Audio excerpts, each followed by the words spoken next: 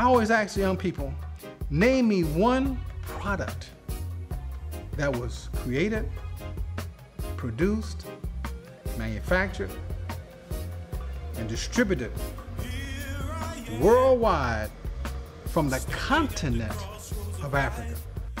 I'm not talking about gold, I'm not talking about diamonds, not talking about oil.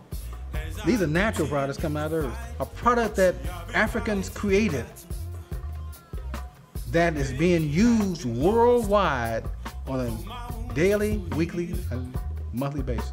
This is one item that's sold. That is sold, one item. But if I ask you the same question about Britain, or let's say Japan. Japan, one item. Well, Lexus, Honda, Toyota, Sony, or something.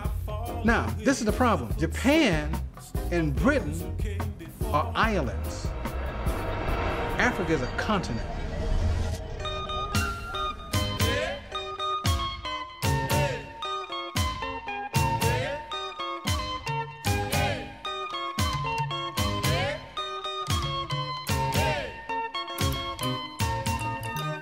One other very important avenue when you look at any economy of any country, you want to look at the relationship between production, ownership, and consumption.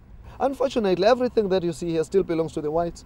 We rent it, we buy it, or we hire it, but it still belongs to them. So the infrastructure is the basis of development, and until such time that the infrastructure is owned by the indigenous people, we are going to have a problem addressing poverty and all these other things. And the basis of our reconnection, to Africa and our restoration has to be about land, because this has to be very concrete now. It can't just all be metaphysical and spiritual and philosophical. It has to be about a daily struggle to improve the welfare of our people on the ground. These are the values of neoliberal globalization.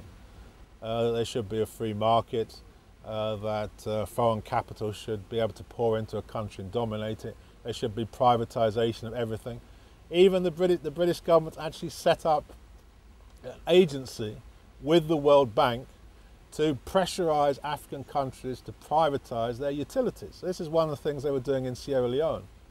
That everything should be privatized so that the financial institutions can make money, even out of water supplies, everything.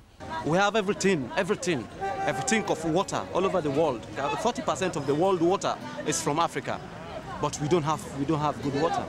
We don't have access to water. I see, and all these things are expensive. So if you are not working, how can you survive?